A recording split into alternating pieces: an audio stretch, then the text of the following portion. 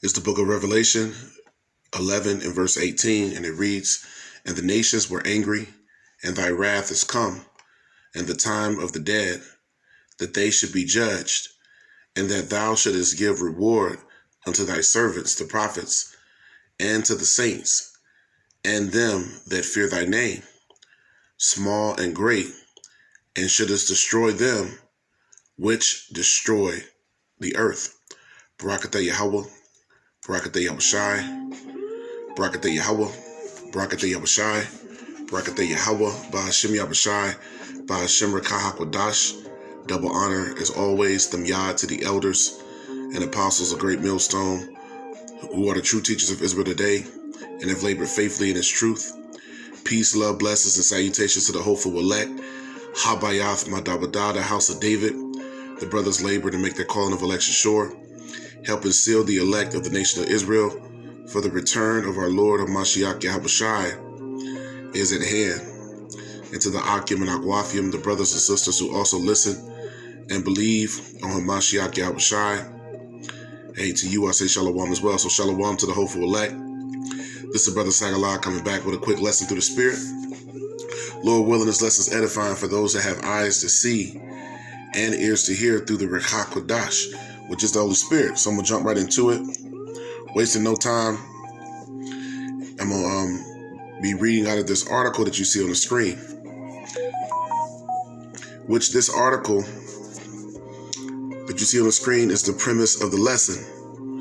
So the article is from AlJazeera.com and is dated June the 20th, 2021.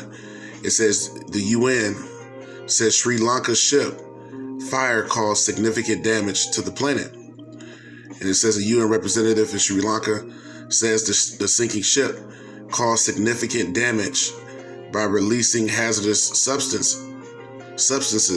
into the ecosystem. So,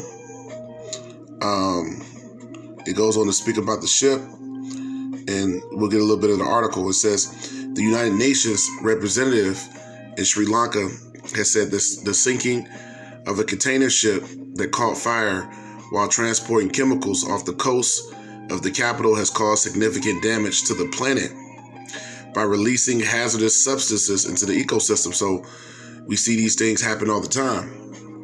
So whether it's chemtrails is being spread, through all the skies of the earth and up into the atmosphere, through all these jets and airplanes and military equipment, satellites, etc. So whether it's through the chemtrails or the oil spills that you see that happen every so often, in the ocean, in the different seas and rivers and different estuaries, or it's lead in the water, or GMO food, or trash in space, or trash in the ocean the size of Texas. Whatever it is, we see continually that the earth is being destroyed. And it's being destroyed by those that are in rulership, which the Bible tells us, Job 9:24, the earth is given into the hand of the wicked. So the wicked is ruling on the earth, and all these things are happening during his rule. So it says that significant damage is being done to the planet by the releasing of these hazardous substances into the ecosystem. It says the Singapore flag MVX Press Pearl sank off Colombo on Thursday, a month after catching fire, raising concerns about a possible environmental disaster. So there's an environmental disaster that's going on off the coast of Sri Lanka, which, when these different disasters happen, like oil spills and chemical spills in the ocean, that spreads because those currents and tides take it to the next, portion of the earth, which pushes all those chemicals and kills animals, the sea life, the marine life, and, all of the things that's within the oceans. Now there's also problems with a lot of the barrier reefs around the world. From what? from the rule of the wicked, from all of the things that's being allowed, that's being done to the earth during the rule of Esau, Edom. So these nations are following who? Esau, Edom. That's why I brought the precept out, and I'll get it here in a second when I'm done reading this article. I'll start back in Revelation 11 again and go into why I started the lesson with that particular scriptures. It says the UN said it was coordinating international efforts in helping Sri Lanka. It says in assessing the damage, the recovery efforts, and preventing such disasters in the future. And that's what they always say. So they're going to give so much money, to try to clean up, the damage that's been done, which is chemical. So this, through the air and through the ocean, these chemicals are going to continue to be spread to other places and cause even more damage, cause even more problems. It says an environmental emergency of this nature causes significant damage to the planet by the release of hazardous substances into the ecosystem. So this is going back up into the atmosphere. And so when it rains, you have things like acid rain and things of that nature. When it rains again, etc. A lot of times these different gases, and these different pollutants in the atmosphere, like for instance barium, aluminum, being in those chemtrails, it sits in the atmosphere, and then it comes down and it dissipates, and it gets in all the vegetation, all the wildlife, it settles in the mountains, and once again in the rivers, in the oceans and the seas, and cause long-term problems here on Earth. That's why you see a lot of people on Earth, nowadays having a lot of breathing problems, amongst other things, and the weakening of the immune system, of the people. So you see that because the Earth is being destroyed under the inhabitants thereof. And once again, who is in control of and who rules the Earth? The wicked is in rulership, and the wicked will not do nor adhere to none of the laws of the Most High, and we'll get to that in a second. It says this in turn threatens lives and livelihoods of the population in the coastal areas. A UN team of oil spill and chemical experts provided by the European Union has been sent to Sri Lanka, and you see the beasts, in this system, they're always in the midst of everything, showing you that they truly are, the wicked, and they truly are ruling. The earth is truly ruled by the wicked, the beast system, America being at the head of that, and the European Union. It says Sri Lanka has already submitted an interim claim of $40 million to Express Feeders. It says the ship's operating company to cover part of the cost of fighting the fire which broke out on May the 20th, when the vessel was anchored about 9.5 nautical miles or 18 kilometers northwest of Colombo and waiting to enter into the port. Environmentalists are suing the government and Express Feeders for allegedly failing to prevent Sri Lanka's worst marine environmental disaster, while Sri Lanka police have launched a criminal investigation into the incident. So now, we see that the earth, over and over again, we're seeing that there's been tremendous damage to the earth. The earth is being destroyed, as we speak, day in and day out. So these things that happen is because the wicked, the rule of the wicked, is not in accordance with the laws of the Most High. Because if it was, then the earth wouldn't be getting destroyed like this. When our righteous rulership is set up on the earth, we're not gonna have oil spills. We're not gonna have chemtrails and fake GMO food, seedless grapes, etc. We're not gonna have Beyond Meat, fake meat and cloned factory food, which is all, all of it's processed. We're going to have truly natural and organic things. A lot of the organic things that you see, that's not even organic. That label is just being put on it, because more than half of the food that we eat right now is GMO. When you do a little research, the vast majority of it is GMO. So, which means genetically modified organisms. So the earth is being destroyed under the rule of the wicked. So let's get that again. This is the book of Revelation 11 and 18. It says, and the nations were angry, because when you read in the scriptures, it tells you that the nations were mad, literally and figuratively, mad at Babylon, because of the rule of the wicked being grievous unto the people, of the earth. And it says, and the nations were angry, and that's the state of the world, because they're following after the philosophies of Esau Edom, the rule of the wicked, and his systems of governance.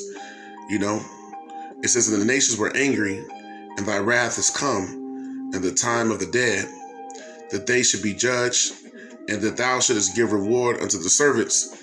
The prophets of the Lord is coming to reward those that stand fast with this truth, those that continue to believe and endure unto the end. It says, and to the saints, which are the believers, which are the Israelites, the elect of the nation of Israel, and them that fear thy name. Those would be all the categories of those who are going to be in receipt of salvation. It says first, once again, thy servants, the prophets, which is the head of that, starting with 144,000, and to the saints, the rest of the elect, the believers, the men, women, and children who are coming back to Yahweh Shem Shai. It says, and them that fear thy name. So all the believers, which is the elect, it says small and great. It says, and shouldest destroy them which destroy the earth. That the Lord is going to destroy them that have destroyed the earth. These nations who follow Esau and the wicked, who's in control of the earth. The Most High is coming to destroy them, that destroyed the earth.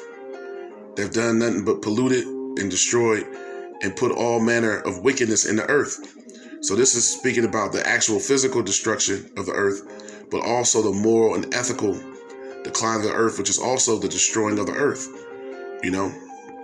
So the earth, is being destroyed in all facets.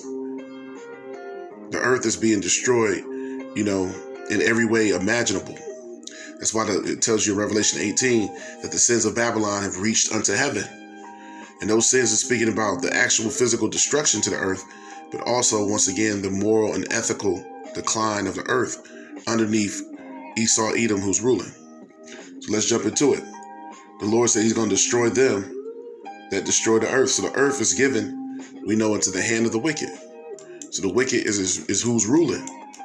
So the verdict is out, and the prophets are bringing forth, the judgment, which is forth to come to Esau Edom and these nations who continue to follow Esau Edom. So this is the book of 2nd Esdras.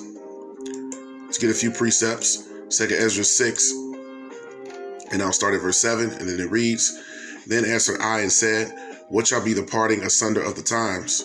Or when shall be the end of the first, and the beginning of it that followeth?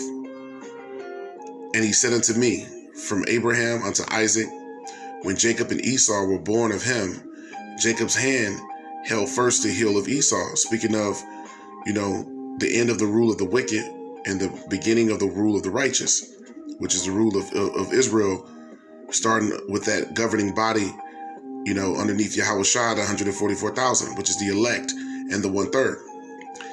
Verse 9, 2nd Esdras 6 and 9, for Esau is the end of the world, and Jacob is the beginning of it that followeth. So we're witnessing the end of Esau's rule, which the scriptures say that Babylon is gonna be destroyed and go out with great violence. So we see all the violence is being done unto the earth, literally, figuratively, ethically, morally, spiritually. So Esau's rule, all these things show forth that this is the end of Esau's rule. 2nd Ezra 6 and 9 again, for Esau is the end of the world. Esau's rule, is ending, and Jacob is the beginning of it that followeth, which is the rule that's everlasting. Which there will never be any end to the rule, starting with the 144,000 and the 1/3 governing body, which is the elect. The rule of the elect, is what's coming, because we see Esau's rule is dwindling, is falling. The sand in the hourglass is almost out, which is, the prophecies coming forth, coming to pass. And those prophecies are showing that Esau's rule is almost over.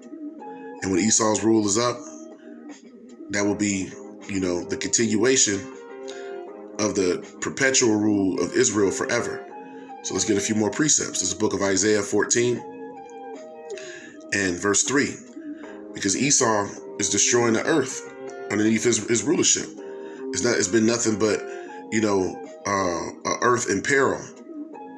This is the book of Isaiah 14 and 3. It says, and it shall come to pass in the day that the Lord Yahweh shall give thee rest from thy sorrow and from thy fear and from the hard bondage wherein thou was made to serve. That's this captivity. It says that thou shalt take up this proverb against the king of Babylon. And who is that? The elites, starting with Esau, Edom, the elites, the elites of this world, and say, how has the oppressor ceased, the golden city ceased in his rule? So the elites, and then down to his rule, the American government, etc. Verse 5, the Lord Yahweh hath broken the staff of the wicked. The Most High, is breaking the staff of the wicked, which is the rulership, and the scepter of the rulers. He, speaking of Esau, Edom, who smote the people in wrath with a continual stroke. He who ruled continually in wickedness. He that ruled the nations in anger. So Esau has been in rulership of the nations, but he's done that in anger, in wickedness, not in righteousness. He's done nothing but push forth iniquity to the greatest extent.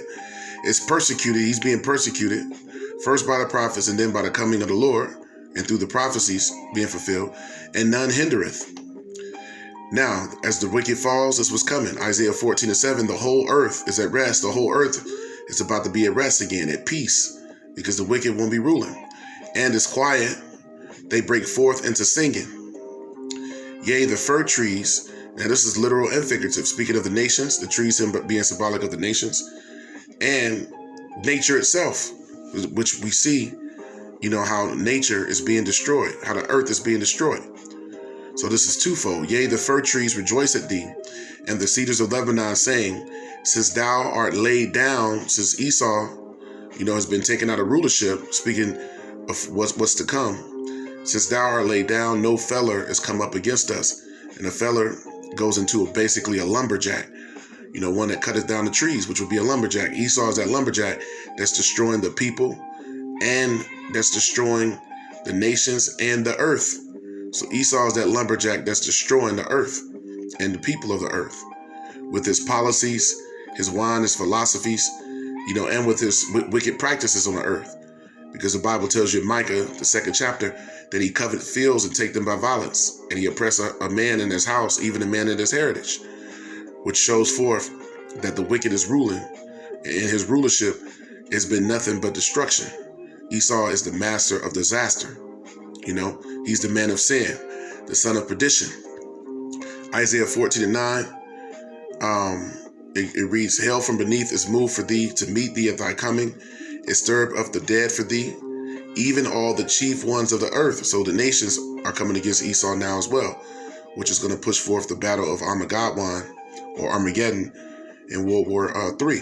And have raised up from their thrones all the kings of the nations. So all the nations are coming against Esau.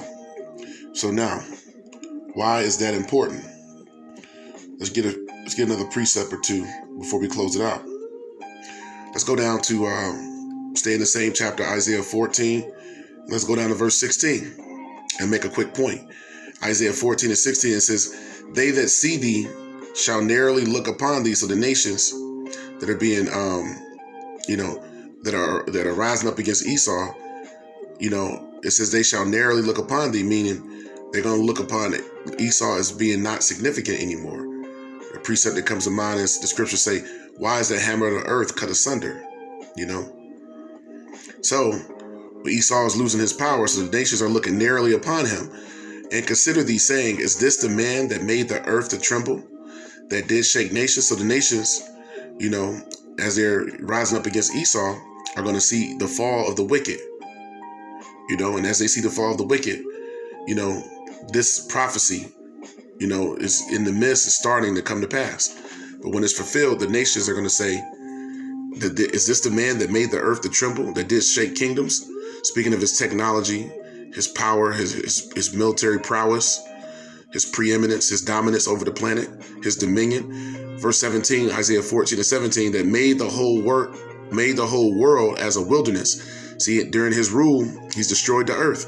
That's why the Lord said in Revelation 11 and 18 that he's going to destroy them that destroyeth the earth.